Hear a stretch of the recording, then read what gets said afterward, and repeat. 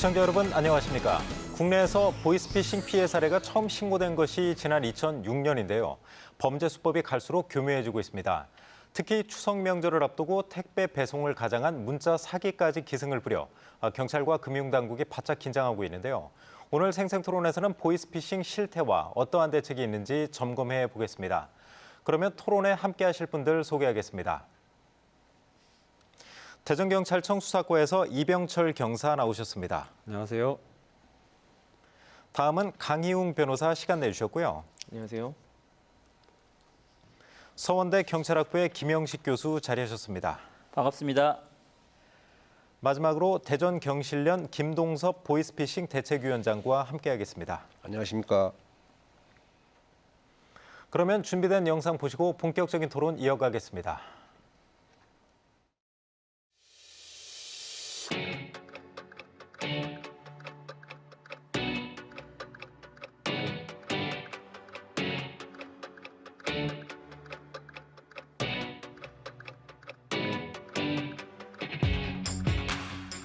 완전히 속아 넘어갈 수밖에 없는 거죠. 심리적으로 지배를 당하게 되면 그 다음부터는 의심을 하지 않습니다.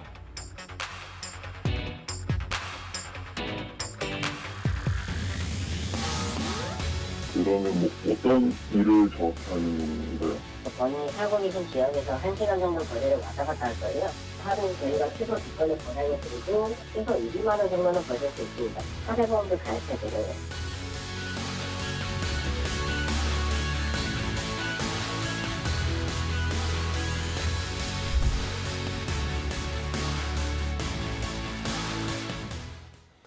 네, 지난달 말 그 보이스피싱 범죄 근절을 위한 정부 합동 수사단이 출범을 했습니다. 이제 보이스피싱 수법이 워낙 이제 날로 교묘해지다 보니까 엄정하게 대처하겠다는 것인데요. 보이스피싱 한 16년 이상 이제 계속되고 있는데 피해가 얼마나 심각한지 먼저 그 실태부터 좀 알아보겠습니다. 이병철 경사님, 그 대전경찰청에서 이제 보이스피싱 범죄 담당하고 계시죠? 네, 맞습니다. 좀 피해 실태를 좀 먼저 소개해 주시죠. 우선 전국적인 통계 수치를 보면요. 올해 1월부터 7월까지 14,197건으로 전년도 동기간 대비 30% 감소했지만 피해액 또한 5,605에서 3,610억으로 28% 정도 감소했습니다. 네. 특히 대전 지역 같은 경우에는 동기간 동안 430건에서 피해액은 84억으로 전년도보다 피해액이 한 40% 감소했습니다. 전국 평균보다는 대전이 조금 낮은 수준인데요. 그래도 안심할 수는 없는 상황입니다. 그 대전이 특히 낮은 이유가 있나요? 경찰이 홍보를 잘 하신 건가요? 어떻습니까? 대전 같은 경우에는 1,000만 원 이상 고액 인출제 같은 경우에 이제 경찰관이 금융기관에 출동을 해서 확인을 하고 그다음에 진흥팀 수사관이 전담 수사관이 출동을 해서 같이 확인하는 그 고액 인출 신고 제도가 있는데요. 네. 그 다른 지역보다도 좀 많이 활성화되어 있는 편입니다. 그래서 거기서 이제 은행 직원이 의심된다거나 1,000만 원 인출할 때 그렇게 신고를 해서 피해를 좀 예방을 하고 있고요. 그리고 국민들의 그 대전 시민들의 그 역할도 큰데요. 택시 기사님들이 이제 현금을 수거하는 그런 알바생들을 수상히 여겨서 경찰에 제보를 하는 경우도 많습니다. 네. 지금 말씀하신 제도 이제 1,000만 원 이상 인출했을 때 경찰관이 이제 현장에 출동한다. 그 얘기 아주 좋은 것 같은데 좀 자세하게 한번 설명을 해주시죠. 그러니까 현금으로 1,000만 원 이상 창구에서 인출하시는 경우는 은행에서 경찰로 통보를 해주는 건가요? 네, 맞습니다. 결국에 피해금이 최종 인출되는 것은 금융기관에서 인출이 되는 건데요. 네네. 피해자가 금융기관에서 1,000만 원을 인출을 할 때 금융기관 은행 직원이 보이스피싱으로 좀 의심이 된다거나 그렇게 되면 경찰 112에 신고를 하는 제도입니다. 그렇게 되면 현장 출동관이 직접 확인을 해서 휴대폰도 확인을 하고 그런 절차 지금 제도가 활성화되어 있는 편입니다. 네, 피해 예방에 좀 큰 도움이 될 것 같습니다. 그 김동섭 위원장님께도 좀 여쭤보겠습니다. 네네. 이제 경실련에서도 이제 보이스피싱 예방을 위한 홍보 활동 또 이제 정책 수립 그런 쪽 이제 촉구하고 계신데 네. 지금 이경사님께서 말씀하신 거 보면 보이스피싱 범죄가 줄고 있단 말이에요. 이렇게 보면 좀 안심해도 되는 건지 아니면 다른 착시 효과가 있는 건가요? 네, 착시 효과가 있다고 생각됩니다. 일단 잘 아시다시피 우리나라의 보이스피싱 범죄가 처음 이제 적발된 것이 2006년 5월이거든요. 네. 물론 다른 나라도 우리 유사한 이런 범죄가 있었습니다. 현재도 홍행하고 있고요. 근데 우리나라는 그 이후에 쭉 늘어났습니다. 쭉 늘어나다가 좀 전에 우리 이경사께서 말씀드렸다시피 작년 올해 조금 줄어드는 그 형국이거든요. 그거는 코로나 때문에 그 국외에서 그 서버를 가지고 범죄 조직을 하고 네. 국내로 잠입하는 그런 것들이 용이하지 않기 때문에 물리적으로 조금 줄었다는 생각이 들고요. 또 두 번째는 우리 경찰이라든가 또는 금융당국 그리고 지자체, 정부에서 많이 협업을 해서 조금 줄지 않았나 생각이 듭니다. 예컨대 지금까지 그 통계를 보면요. 우리나라에서 하루에 약 한 29억 정도가 보이스피싱 피해가 발생하고 있습니다. 지금 이 대단한 시간도 거네요. 네네. 발생하고 있습니다. 그럼 연간 뭐 7천억에서 1조 원 가까이 이제 피해가 발생한다는 그 통계가 이제 거의 맞는 거네. 하루에 25억 원에서 30억 원 가까이 네, 맞습니다. 발생한다는 거죠. 네네. 네. 대단한 그런 피해 규모인데 그런데 이제 보이스피싱에 대해서 이제 이렇게 피해 사례도 많이 알려지고 사람들도 이제 경각심이 되게 많아졌을 거란 말이에요. 그래도 이제 좀처럼 이 피해가 줄지 않는데 1년에 1조 원이면 대단한 규모 아닙니까? 그 김영식 교수님이 어떻습니까? 왜 피해가 이렇게 안 줄고 있는 건가요? 네, 아마 이 방송 보고 계신 시청자분들께서도 의아하실 겁니다. 정말 이렇게 홍보도 많이 하고 그리고 전화 받으면 외국 사람이라서 금방 알 수 있을 것 같은데라고 생각하실 텐데요. 그거는 착각이십니다. 그건 옛날 방식이고요. 네. 지금 전화를 받으시면요, 뭐 어눌한 그런 한국말이 아니라 정말 검찰이나 경찰, 금융감독원을 사칭하면서 전문가보다도 더 전문가스러운 지식을 가지고 있고 말도 잘합니다. 그리고 최근에는 정말 뭐 뛰는 놈 위에 나는 놈이 있다고요.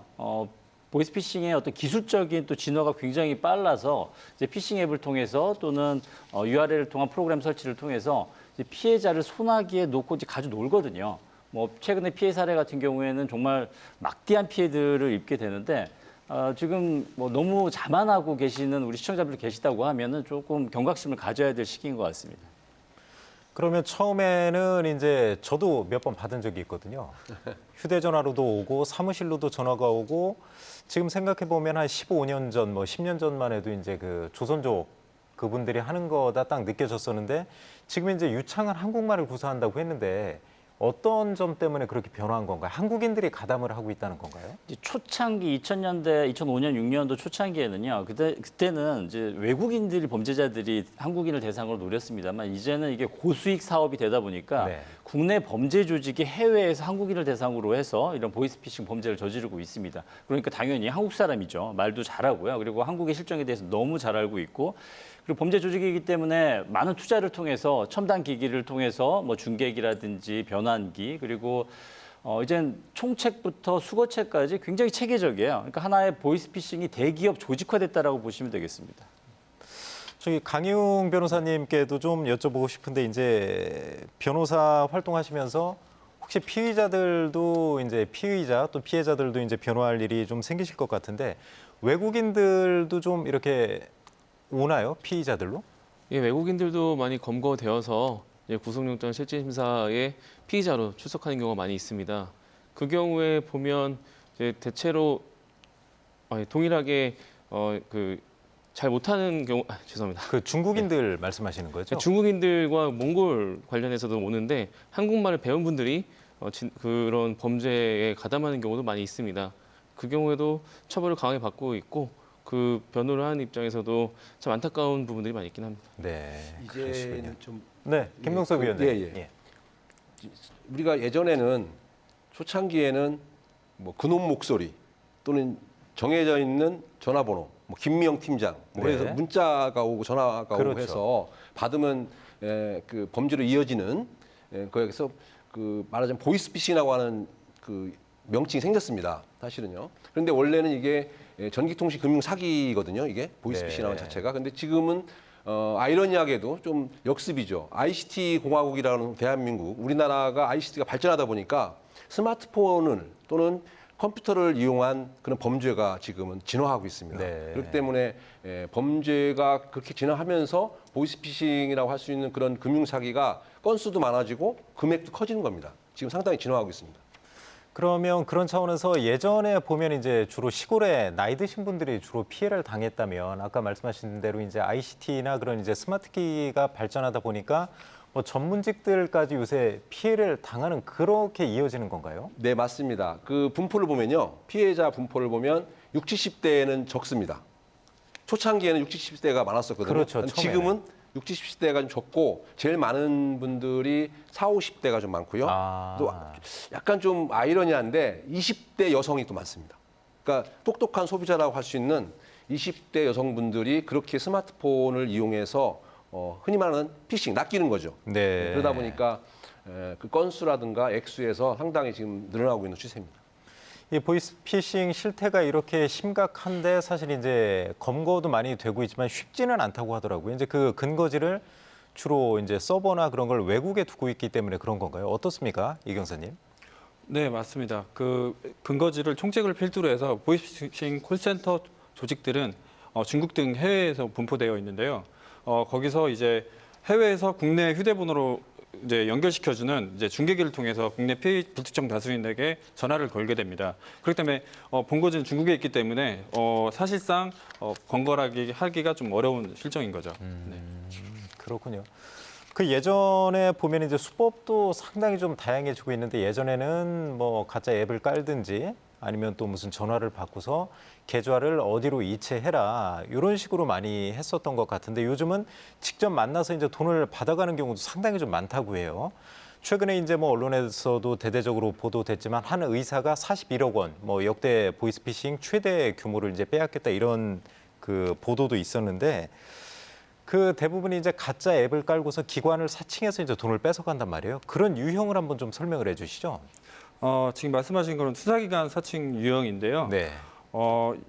해외 결제 문자를 뭐 피해자들한테 보내게 됩니다. 그리고 거기에 적힌 전화번호로 전화를 걸게 되면 해외에서 혹시 카드를 사용한 적이 있느냐고 물어보고 없다고 말하면 담당 뭐 범행에 뭐 도용돼서 범행에 사용된 것 같다고 해서 이제 담당 수사관이 연락이 올 거다라고 얘기를 합니다. 그러면 이제 담당 수사관이 전화를 해서 휴대폰 번호로 오는데 전화를 해서 수사에 뭐 협조하라는 식으로 해서 이제 뭐 원격 조정 앱을 뭐 애니데스크라든지 팀뷰어를 설치하게 합니다. 네. 그걸 설치하게 되면 뭐 원격으로 휴대폰을 조작이 가능합니다. 그리고 그 원격 조정 앱을 설치하는 이유가 그 또 다른 보안 앱이라고 해서 악성 앱을 설치를 유도를 하는데 이 악성 앱을 거치게 되면 피해자가 전화를 거는 뭐 기간으로 전화를 걸어도 범인들이 다 전화를 당겨받게 됩니다. 그렇기 때문에 그 의사도 계속 한 달여 동안 그렇게 끌려다니면서 피해를 입게 된 것입니다. 그게 뭐 한두 번에 그렇게 당한 게 아니고 거의 한 달 정도를 그럼 지배를 당하면서 휴대전화를 완전히 지배를 당한 상태로 이제 돈을 빼앗긴 거네요. 네, 맞습니다.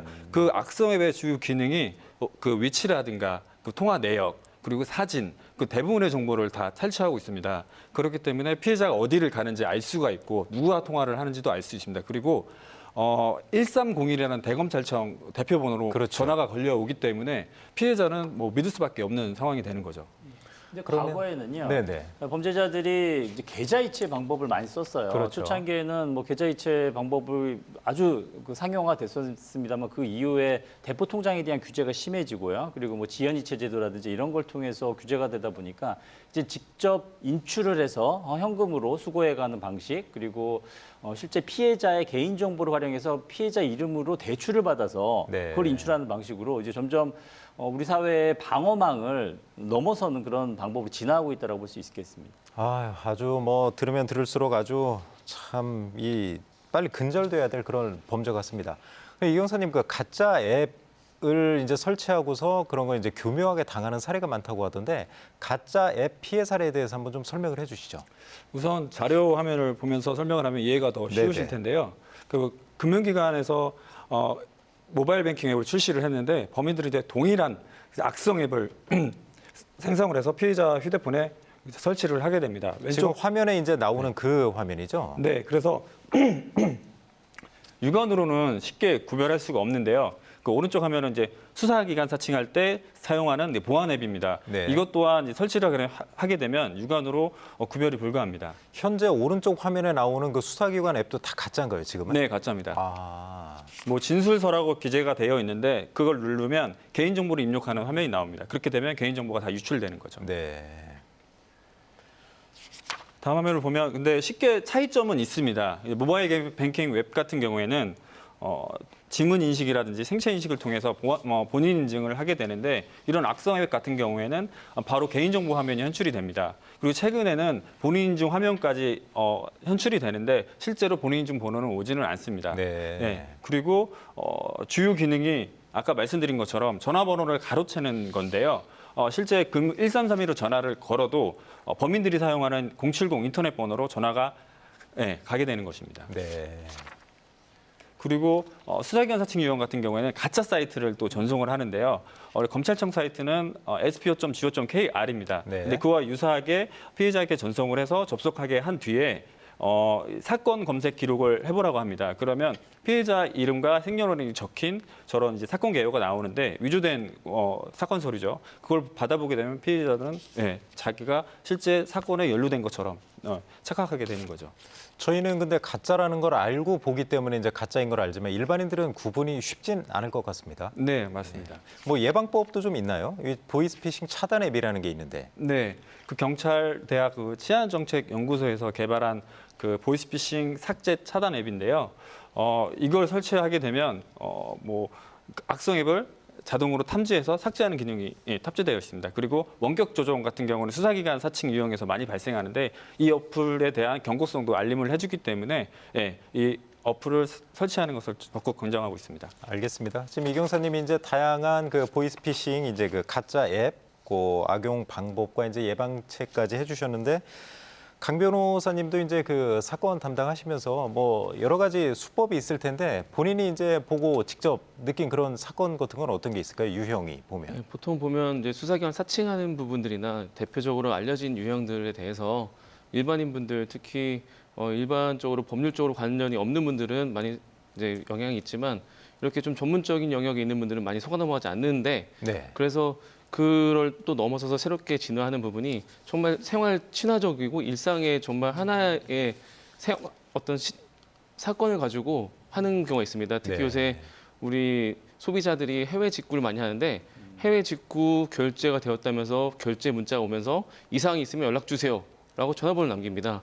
이 전화번호를 보면 무조건 전화를 해서 나 결제 안 되는데 어떻게 하냐라고 하면 아무리 교육을 많이 받고 그동안 이런 사건을 접했던 사람이라 하더라도 넘어갈 수밖에 없는 그런 정말 속아 넘어갈 수밖에 없는 구조가 만들어지는 사건들이 많이 있었습니다.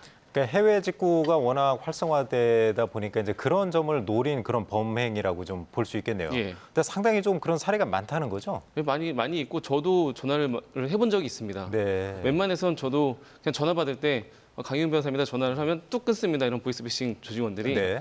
근데 어쩌다 보면 이 문자를 보고 나서는 정말 제가 결제한 게 있는 것 같아서 전화를 해보고 하는 경우가 많이 있었습니다. 실제 당하신 건 아니죠? 당하진 않았습니다. 네, 알겠습니다. 이게 이제 보이스피싱이 말입니다. 네, 위원장님. 그 시대의 흐름을 좀 잘 타는 것 같습니다. 네. 뭐 얼마 전에 이제 코로나 지원금 뭐 네, 요즘 그런 그런 거 것도 많았었죠. 있었고요. 재난지원금. 예, 그렇죠. 그다음에 좀 전에 우리 강 변께서 말씀하셨던 해외 직구. 해외 직구. 네. 그다음에 예전에 햇살론.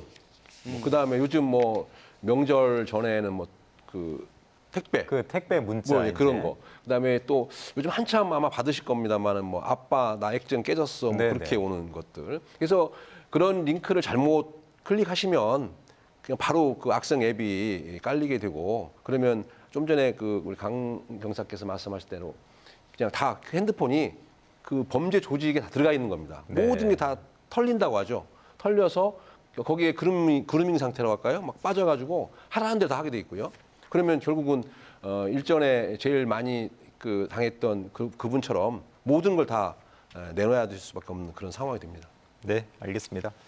그 지난 7월에 보면 이제 대전에서도 보이스피싱 가담자가 검거된 적이 있었는데 대전경찰청에서 이제 그 홍보 영상을 좀 배포했는데요. 그 영상을 한번 보시고 계속 이야기 나눠보겠습니다.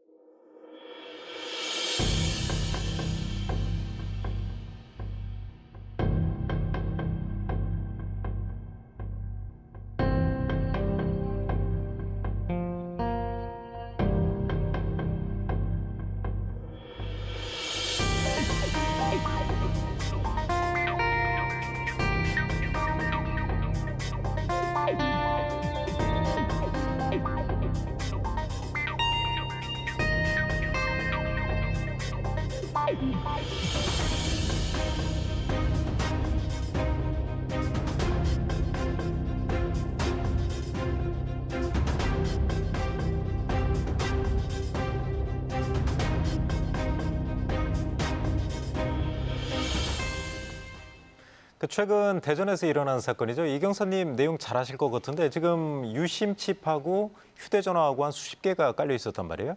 이 남성은 어떤 범죄를 저지른 건가요? 이것도 시민들의 결정적인 제보로 이제 검거하게 됐는데요. 네. 지난달 7월 20일이었습니다. 대전 동부경찰서에서 그 해외에서 이제 국내 전화번호로 070번호를 010번호로 중계해지는 그 유심 중계기 운영책을 이제 검거했는데요. 작년에만 해도 뭐 인터넷 전화를 국내 유대로 바꾸는 이른바 뭐 볼프 게이트웨이, 뭐 심박스라고 해가지고 그 대량으로 유심이 꽂혀지는 기계를 사용했었는데요. 이게 경찰청에서 중계기 집중 단속을 벌이면서 네. 이 기계가 많이 없어졌고 그렇다 보니까 좀 더 사용이 간편하고 또 이동이 용이한 그 중고폰에 유심을 여러 대 껴서 이제 국내에서는 송수신이 하고 있는 상태죠. 네. 하지만 이제 해외에서는 인터넷 전화 같은 경우로 착신 같은 걸 연결해서 이제 국내 피해자들한테는 휴대폰으로 전화가 가게 보이게끔 해주는 그 장비입니다. 네. 그러니까 예를 들어서 이제 해외에서 전화가 오면 뭐 010 예를 들어서 뭐 02, 뭐 070 그런 식으로 오는데 그걸 국내에서 이제 정상적인 핸드폰처럼 010으로 그 앞자리를 바꿔준다 이제 뭐 그런 뜻이죠. 네, 맞습니다. 그래서 이제 사람들이 이제 안심할 수 있도록 유도를 해서 이제 보이스피싱을 그렇게 하는 경우네요. 네, 그 실제 그 유심이 개통된 유심을 그 중고폰에다 삽입을 해서 송수신이 계속 잡히게 한 다음에 그 안드로이드 환경에서 이제 작동되는 CMC 기능이라는 게 있습니다. 다른 뭐 전화나 전자기기에서 뭐 문자나 발신하기 기능인데요. 이 기능을 사용하면 해외에서도 국내에서 전화를 발신하는 것처럼 할 수가 있습니다. 그렇기 때문에 지금 이거에 대한 좀 대책이 좀 필요하다고 봅니다. 아까 그런 기계들을 그렇습니다. 전화번호 이제 변작 중계기라고 하거든요. 네, 근데 네. 영상에서 본 사례 같은 경우에는 굉장히 적극적인 가담자 형태입니다. 그렇죠, 근데 그렇죠. 실제 우리 2030 젊은층 같은 경우에요. 아르바이트 사이트에 보면은 이렇게 재택근무라든지 아니면 인터넷 모니터링이라든지 뭐 이런 알바 자리가 있어요. 그리고 생각보다 시급이 굉장히 높습니다. 그리고 일당이 또 파격적으로 세거나 근데 실상 알고 보면은 저런 중계기를 관리하는 아르바이트를 제시해서 유혹에 빠지는 사례들도 많고요. 그리고 제가 실제 우리 학생들을 가르치고 있다 보니까 아르바이트 구직 사이트를 제가 한번 직접 들어가 봤거든요. 네네. 물론 거기에서 이제 보이스피싱 알바 이렇게 찾으면 안 나오죠. 요즘에 누가 그렇게 내놓겠습니까? 그렇겠죠. 이제 뭐 꿀 알바 그리고 또 실제 시급이 좀 높은 데를 들어가 보면은 뭔가 이렇게 배송 아르바이트인데 네. 시급이 상당히 센 거예요. 그리고 일당도 되게 세고. 근데 알고 보면 이제 그런 것들이 이제 수거책이라든지 아니면은 이런 중계기 관리 아르바이트로 해서 실제 경찰에서 검거하는 보이스피싱 사범의 60% 이상이요 2030 젊은층이에요. 네. 그러니까 수거책이나 그 하부에 있는 그런 일단 뭐 미필적 고의에 의한 단순 가담자라든지 아니면 적극적 가담자들이 검거가 되는 것으로 나오고 있습니다. 또 다른 피해자라고 볼 수 있습니다.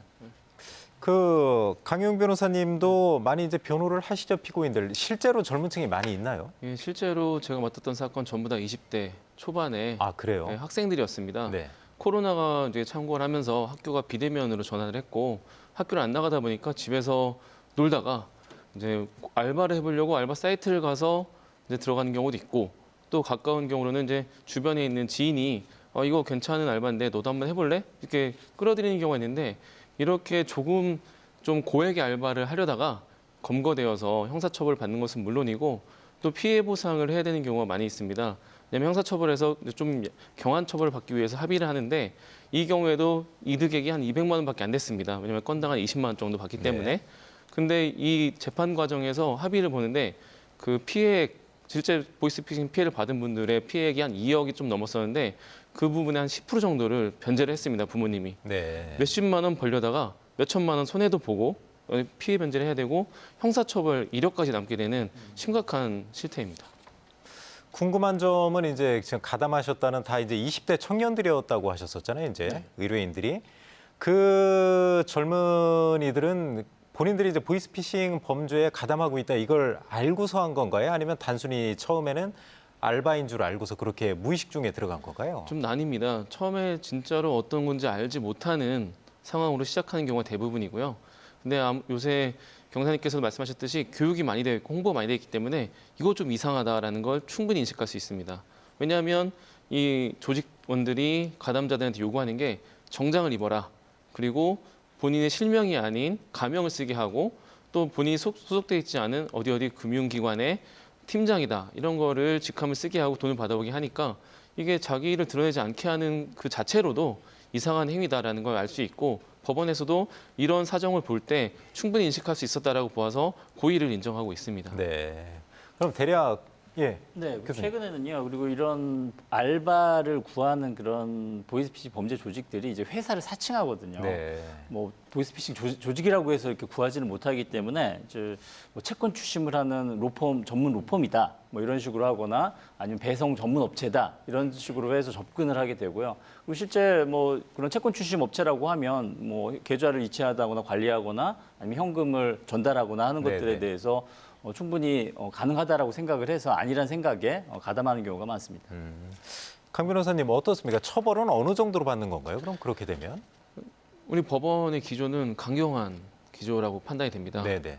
검찰도 단순 가담자의 경우에 5년 이상을 구형하고 있고요. 아, 실제로 상당히 세네요. 법원에서도 예. 가담 정도에 따르고 그리고 시작할 때 인식을 했느냐 그리고 피해 변제가 되었느냐 여러 가지 정황을 보지만 결국은 징역형의 실형을 선고하는 경우가 있고 조금 가담 정도가 약하다고 한다면 집행유예형을 선고하고 있습니다. 네. 아무튼 젊은 대학생들이 이제 알바 그런 쪽으로 해서 이제 가볍게 들어가지만 아무튼 처벌은 되게 세다는 점. 그렇습니다. 그 부분을 반드시 좀 알고 있어야겠네요. 하나 지적하고 싶은 게 네네. 저렇게 사기 같은 경우에 이제 합의를 보게 됩니다. 네. 근데 저런 수거책들이 합의금의 뭐 손해배상액의 한 10에서 20%를 이제 합의를 하게 되는데 사실 그런 수익은 다 총책들이 가져가는데 그렇겠죠. 실제 그런 피해자들에 대한 피해 환수는 또 이런 정말 선의의 또 다른 피해자들이 또 피해를 회복하게 되는 그러니까 이중의 피해가 발생하는 게 또 이런 범죄의 특징이라고 볼 수 있습니다. 김동섭 위원장님 네. 어떻습니까? 지금 이제 젊은 층 위주로 얘기를 했는데 은퇴하시면서 이제 좀 이제 생활이 어려워서 알바를 이렇게 하려다가 그런 분들도 꽤 있을 것 같아요. 주변에서 많이 보셨을 것 같은데요. 네, 잘 아시다시피 요즘 불황이지 않습니까? 그렇죠. 또뭐 코로나 시국이다 보니까 여러 가지로 어려운 상황이 있고요. 또 좀 전에 말씀하셨던 대로 은퇴한 이후에 제대로 된 일자리가 없는 상태에서 그냥 단기 알바, 잠깐 하는 그 일당 알바 형태로 이분들이 좀 가담을 하는 것 같습니다. 그러니까 그냥 전달만 해주면 된다, 받아서 전달만 해주면 된다고 하는 그런 속임에 넘어가서 잠깐 하는데 사실은 그게 이제 현금 전달책이거든요. 그런 것들이 적발돼서 좀 전에 우리 강 변호사께서 말씀하셨던 그렇게 처벌을 받는 안타까운 사연들이 좀 많이 있습니다. 알겠습니다. 최근에 이제 보이스피싱 처벌 기준이 재정비되면서 이제 총책 등 범죄 주도자에게는 무기징역까지 이제 구형할 수 있다고 하는데 지금도 사실 검찰이나 법원의 기준은 상당히 좀 강경하다 이렇게 말씀을 하셨잖아요. 예. 그 처벌 기준이 최근에 많이 달라졌다고 하던데 바뀐 내용을 한번 좀 정리를 해주시죠. 일단 그 구형을 무기징역까지 구형한다는 것은 사실 기준 새롭게 제도가 개편되었다기보다는 네. 이 적용 법조를 우리가 특정 경제 범죄 처벌 등에 관한 법률상 이제 편취액이 50억 원이 초과하게 되면 무기징역 또는 5년 이상의 징역에 처할 수가 있습니다. 네. 이 법령을 적용을 해서 최대한인 무기징역을 구형하겠다라는 검찰청의 기조가 확인된 셈이고요. 그리고 이번에 주로 개정된 부분은 오늘 논의가 되었던 부분 중에 이 범죄 유형이 계속 진화하면서 가담하는 유형도 계속 달라지고 있습니다. 우리가 재형 법정주의도 있고 하다 보니 이 가담자인지 아닌지를 구별하는 데 있어서 명확성이 필요합니다. 그래서 검찰에서는 기존의 현금 수거책 그리고 ATM기에서 인출한 인출책을 가담자로 두었다면 이제는 아까 이야기가 나왔던 중개기를 운영하고 관리하고 또는 대여하고 하는 자들도 가담자로 보고 그리고 그들에 대한 처벌 기준도 강화하겠다. 그리고 이 돈이 보통 중국으로 넘어갈 때 소위 환치기라는 어떤 방식으로 이 우리나라 기업이 중국 기업에게 돈을 보낼 때 이걸 대신 보내는 식으로 이렇게 네. 진행이 되는데 그런 경우에도 처벌을 할 수 있도록 처벌을 하는 그 기준을 세웠다라는 데 의의가 있는 것 같습니다. 네. 근데 이제 아무리 이런 처벌이 강화되고 해도 이 경사님 현장에서 보시면 사실 중요한 거는 피해 이제 구제가 돼야 되잖아요, 피해자들. 근데 이제 중간에 수거책들은 이제 배상 능력이 부족한 젊은이나 이제 나이 드신 노년층들이 많고 결국 총책들은 해외에 있으면서 모든 돈을 챙기면서 검거도 또 쉽지 않고요. 이런데 이제 이 범죄 근절을 위해서 좀 더 어떤 보완책이 마련될 수 있다면 어떤 게 있을까요? 그 말씀하신 대로 대면 편집 수법과 같이 사람에게 현금을 직접 전달하게 되면은 현장에서 그 범인이 검거되지 않는 이상 피해금을 수거하기가 상당히 어렵습니다. 그렇죠. 근데 계좌이체형 같은 경우에는 이제 30분 지연 인출 제도라든지 지급정지 제도가 있기 때문에 채권 소멸 절차를 거쳐서 피해금이 남아 있다면 계좌에서 환급을 받을 수가 있는데 대면 편집 같은 경우에는 이런 사실상 법적인 제도가 없었습니다. 왜냐하면 이제 전기통신 사기, 피해 방지법에 관한 법률을 보면 계좌이체형에 대해서는 전화금융 사기로 되어 있지만 대면 편취가 거기 포함되지 않아서 네. 이제 대면 편취 같은 경우에는 현금을 수거하면 바로 은행에 가서 이제 범인들이 텔레그램으로 보내주는 이제 타인의 인적 사항으로 이제 100만 원씩 쪼개서 이제 1,000만 원, 2,000만 원 그렇죠. 송금을 하거든요. 네네. 그런 거에 대한 이제 규제가 없었는데 이번에는 그런 거에 대한 이제 지급 정지와 피해금 환급도 같이 이제 하기 위해서 이제 입법 발의안이 상정돼서 조만간 법률이 개정되면 그 대면 편취 경우에도 피해금을 돌려받을 수 있는 기회가 생길 겁니다. 실제로 이 사건이 있었는데 네네. 무죄가 선고됐습니다. 아, 왜냐하면 피의자한테요?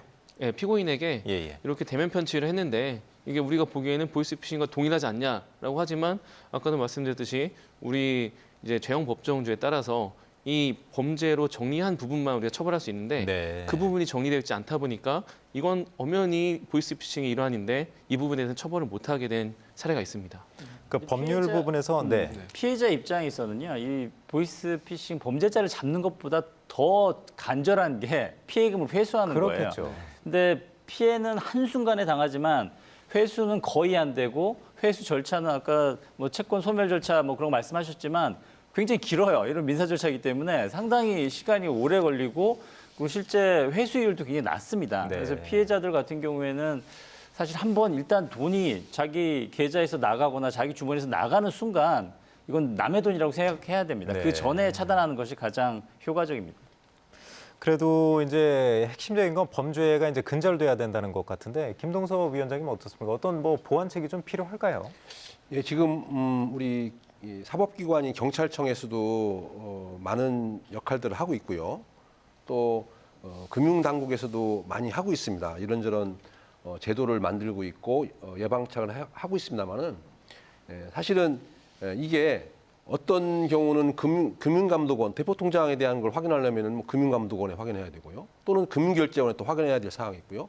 금융정보분석원에다 또 확인해야 돼. 그게 막 널려져 있습니다. 네. 그래서 그런 것들을 한 번에 확인할 수 있는 그런 시스템을 구축을 해야 되겠고요. 일원화하는 걸 네, 말씀하시는 일원화는 거죠? 필요하고요. 그다음에 우리 지방정부 지역에서는 대전시와 대전경찰청과 대전 지역에 있는 금융기관들 또는 시민사회단체가 같이 협업해서 예방 홍보를 하는 것이 훨씬 더 그런 피해를 줄일 수 있는 방법이지 않나 싶습니다. 제가 시의회에 있을 때 이 보이스피싱 예방 조례를 전국 처음으로 이렇게 제가 만드는 적이 있습니다. 그렇죠. 예. 네, 그래서 그거는 사실은 시민들이 그렇게 불법 착취를 당하지 않기 위해서 우리 대전시와 이렇게 협업을 해서 관계기관 협업을 해서 홍보를 하고 예방을 하고 해야 된다고 해서 그런 중장기 계획을 세우고 실행을 하자 그리고 분석을 하자고 이렇게 했던 것인데 지금 잘 하고 있습니다만은 좀 더 면밀하게 촘촘하게 계획을 세워서 했으면 좋겠습니다. 잘 아시다시피 경로당 가서 많이 홍보를 하죠. 우리 네. 경찰청에서도요. 네, 그러나 제가 쭉 모니터를 해보니까 어떤 경로당은 이런저런 그 교육을 몇 번씩 받으셨어요. 그런데 또 어떤 경로당은 한 번도 받으신 적이 없어요. 네. 그러니까 너무나 한쪽으로 편중되고 보여주기식으로 하니까 안 된다는 얘기입니다. 실질적으로 효과를 볼 수 있도록 그렇게 계획을 세우고 촘촘하게 예방 홍보를 해야 된다고 생각합니다. 지금 김영식 교수님께서 언급하셨지만 이제 피해자들은 사실 피의자, 범인을 잡는 것보다도 이제 피해 금액을 회수하는 게 가장 중요하다고 하셨는데 사실상 이제 자기 계좌에서 나갔으면 기대를 버려라. 남의 돈이다. 이제 그 말씀을 하셨는데 혹시 강 변호사님 이게 법적으로 이런 부분에 대해서 구제할 수 있는 그런 방법이 있나요, 법적으로? 네, 구제하는 방법은 기존의 수단으로도 많이 준비되어 있기는 합니다. 네. 대표적으로는 이제 피의자, 검거된 피의자가 이제 피고인으로 재판받을 때 이 형사 재판 진행 중에 배상 신청할 수 있거든요. 네. 근데 실무적으로 이 배상이라는 건 손해배상을 청구하는 것인데 손해배상은 법원에서 정리를 하려면 과실이 서로가 얼마인지 네. 속은 사람도 과실이 있는 거거든요. 그 과실도 따져야 되고 실제로 피해액은 얼마로 특정할 수 있는지 이런 부분들을 형사재판에서 확인이 안 됩니다. 네. 그래서 실무적으로 거의 100% 각하 결정이 나서 형사 절차에서는 받을 수 있는 확률은 거의 없다고 보셔야 되고 민사적으로도 우리가 이거는 범죄 피해여서 범죄 피해에 대한 손해배상을 청구를 할 수는 있는데 이 단순 가담자, 잡힌 단순 가담자가 경제적인 여력이 없는 경우가 많습니다. 그럴 것 그렇다면 같아요. 예. 집행 가능성이 없죠. 네. 그래서 실질적으로 현재 우리 사법 체계 내에서 이 피해 구제를 받기라는 상당히 어려운 상황입니다. 그럼 김영식 교수님 말씀대로 이제 안 빼앗기는 게 중요하고 만약에 자기 계좌에서 밖으로 나갔다면 거의 기대가 어렵다고 그렇게 봐야 될까요? 회수는? 맞습니다. 지금 이제 주로 이제 수익자는 총책이거든요. 그렇죠. 근데 검거가 잘 안 되는 부분. 그리고 설령 검거가 된다고 하더라도 이미 다 탕진을 하고 또는 제3자에게 이미 재산이 빼돌려져 있습니다. 없다고 하겠죠. 네. 예. 그래서 그거를 추적해서 자금을 추적해서 회수한다라는 것은 현실적으로 불가능하고요. 그리고 뭐 중개기를 관리한다든지 아니면 대포통장 명의자라든지 이런 사람들에 대한 손해배상 책임이 있어요. 뭐 20%에서 뭐 최대 많게 60%까지도 네. 배상 책임 물릴 수 있지만 그 사람들도 경제적 어려움 때문에 대포통장 빌려주고 뭐 아르바이트를 한 거거든요. 그러니까 현실적으로 받을 수 있는 방법이 거의 없다라고 보시면 됩니다. 김동섭 위원장님 이제 과거 시의원 시절에 아까 조례도 발의하셨다고 했는데 네. 혹시 이제 자치단체나 세금으로 해서 피해 기금을 좀 뭐 마련한다든지 그거는 현실성은 좀 없을까요? 피해 기금도 상당히 좀 혹할 수 있는 그런 제안인데요. 네. 이거는 사적인 영역이기 때문에 네. 이렇게 우리 공적 부분에서 보완을 해줄 수 있는 사항은 사실 아닙니다. 그래서 결국은 할 수 있는 거는 좀 전에 제가 말씀드린 대로 협업을 통해서 그 교육, 홍보, 예방책을 강구할 수밖에 없는 현실이고요. 그다음에 사법기관이나 그쪽에서는 검거하는데 치중을 하셔야 되고, 그다음에 나머지 금융당국이나 아니면은 그 시민사회단 영역에서는 피해 구제에 대한 그런 심적 상당히 그 흔히 말하는 멘탈 붕괴거든요. 그렇죠. 예, 뭐 그 정말로 그 의사분도 그렇게 털리고 싶었겠습니까? 뭐 완전 멘붕이 온 상태이기 때문에 그런 그 박탈감을 좀 더 치유해주고 할 수 있는 그런 시스템을 구축하는 것이 좋다고 생각합니다. 알겠습니다. 그 보이스피싱에도 이제 골든 타임이 있다는 얘기가 있고 그 시간은 바로 30분이다 이런 얘기가 나오고 있는데 그만큼 이제 빠른 조치가 중요하겠다는 것이죠. 그 이경사님 만약에 이제 본인이 피해를 당한 것 같다 하면 어떻게 대처를 좀 해야 됩니까? 피해자는? 이제 단계별로 사전에 좀 의심을 해봐야 되는데요. 이제 개인 정보가 이제 입력돼서 유출되었을 경우에는 그 금융감독원 이제 개인정보 노출 사고 예방 시스템을 통해서 개인 정보 노출을 사전에 차단하고 계좌 개설을 제한할 수가 있습니다. 네. 그래서 개인 정보 유출을 좀 막을 수 있고요. 그 신분증이 뭐 메신저 피싱 같은 경우에는 아빠 뭐 액정이 깨졌어 이런 식으로 접근을 해서 신분증이라든지 계좌번호 이런 걸 요구를 하거든요. 그렇죠. 그때 신분증을 유출되었을 때는 뭐 명의가 도용돼서 실제로 별정업체에서 통신이 뭐 휴대폰이 개통되기도 합니다.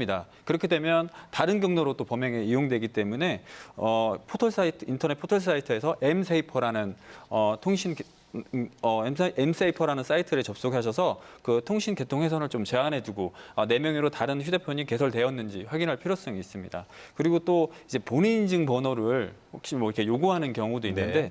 이럴 경우에는 이제 한국인터넷진흥원 이프라이버시 클린 서비스를 통해서 어느 웹사이트에서 내가 본인 인증 내역이 돼 있는지 확인할 필요가 있습니다. 그 30분 골든타임 관련해서도 한번 설명을 해주시죠. 이게 이제 지연 인출제도 그런 게 좀 있지 않나요? 보이스피싱이 워낙 많다 보니까. 네, 그 예전 과거에 뭐 2년, 뭐 작년 같은 경우에만 해도 이제 계좌 이체형이 많았기 때문에 이제 피해금이 다른 계좌로 이제 이체가 되면 네. 이제 30분 동안 인출을 못하게 하는 제도였습니다. 네. 그리고 그 동안에 빨리 신고를 하게 되면 피해금이 남아 있기 때문에 네. 이제 저희가 지급정지 요청을 해서 이제 피해금을 환수받을 수 있는 그런 제도였습니다. 근데 지금 범행수법이 대면 편취가 60%를 지금 되고 있고요. 네. 보이스피싱에서 상품권이랑 가상자산으로 흘러가는 형태가 많습니다. 그래서 이거에 대한 조금 대책이 좀 세워져야 된다고 봅니다. 그럼 한 가지 더 추가로 좀 문의를 드리고 싶은데 만약에 이제 본인이 타 계좌에 이제 보이스피싱을 당한 것으로 의심이 되면 112에 바로 신고를 해서 내가 이런 계좌번호로 보냈다 하면 바로 그 차단이 이제 인출을 막을 수가 있는 건가요? 네, 그 보이스피싱 같은 경우에는 112로 신고를 하면 금융기관과 바로 연동이 되기 때문에 네. 112를 통해서 지급 정지를 바로 하실 수가 있습니다.